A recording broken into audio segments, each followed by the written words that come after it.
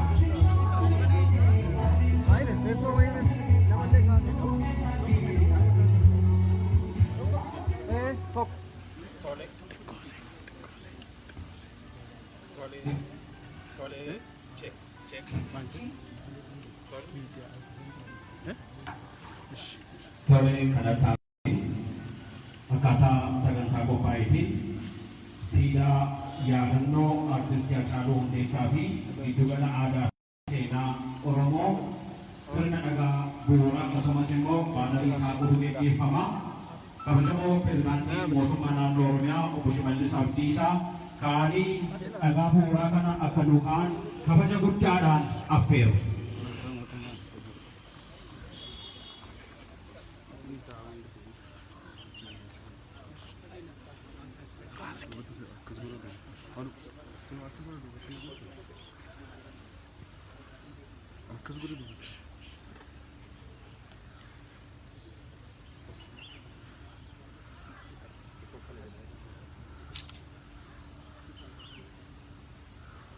Siidaan yaadannoo artistii Haacaaluu Hundeessaa fi giddugalli aadaa fi seenaa Oromoo yeroo ammaa kana kabajamoo pirezidaantii mootummaa naannoo Oromiyaa obbo Shimallis Abdiisaatiin dhagaan bu'uuraa kaa'amaa jira. Dabalataan ammoo baanariin isaa qaba. Egaa yaadannoon artistii Haacaaluu Hundeessaa akkasumas giddugalli aadaa fi seenaa Oromoo kun waan hedduu of keessaatii qaba. yeroo ammaa kana dhagaan bu'uuraa kaa'amaati kan inni jiru. Ganama immoo guyyaan 80ffaasaa yaadannoonsaa raawwatameeti kan inni jiru. Bataskaana Yesuusii magaalaa Ambootti mana Hacaaluu Hundeessaa fa'aatti raawwatamee jira jechuudha. Siidaan yaadannoo Hacaaluu Hundeessaatiin qophaa'ee jiru yeroo ammaa kana gaafamaa bulchiinsa mootummaa naannoo Oromiyaa Shimallis Abdiisaatiin dhagaan bu'uuraa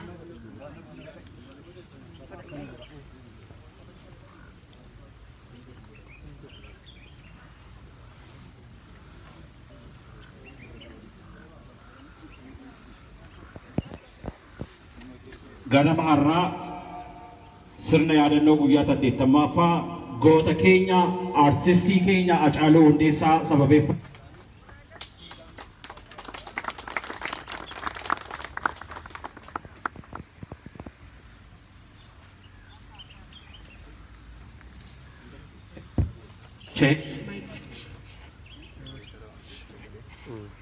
Sirna kana irrattis jiraattonni magaalaa Amboof naannoo ishee keessummoonni adda addaa akkasumas qeerroo fi qarreen magaalaa Amboof naannoo isaa sirna yaadannoo guyyaa 80ffaa ganama kana raawwatame irratti hirmaataniiti kan isaan jiranii. Yeroo ammaa kana dhagaan bu'uuraa siidaa yaadannoo artist Hacaaluu Hundeessaa fi giddugalli aadaa fi seenaa Oromoo magaalaa Amboo godina Shawaa Lixaatti kaa'amaati kan inni jiru jechuudha.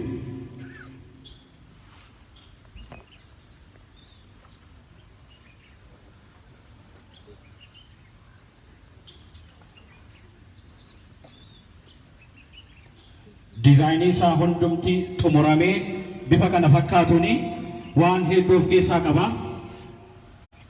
Keessummoonni keenya kabajaan bakka keessanitti nuu deebitu.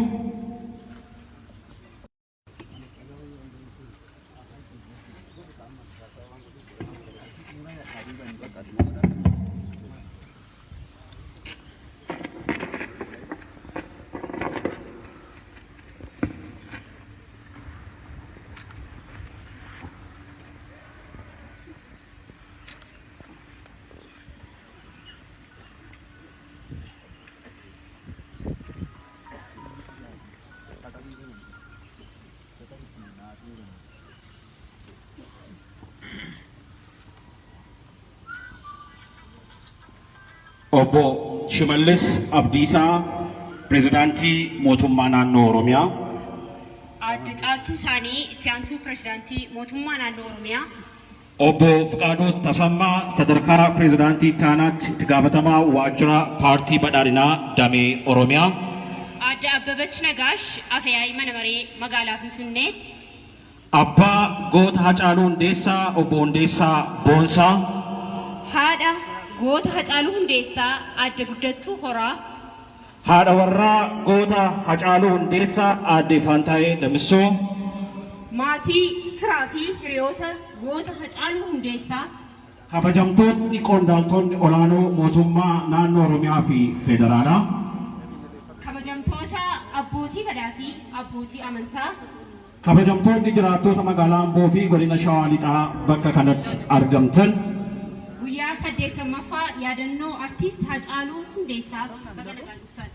Dabalataanis siidaa yaadannoo artist Hacaaluu Hundeessaa fi giddugala aadaa fi seenaa Oromoo magaalaa Ambootti ijaaramuuf baga guyyaa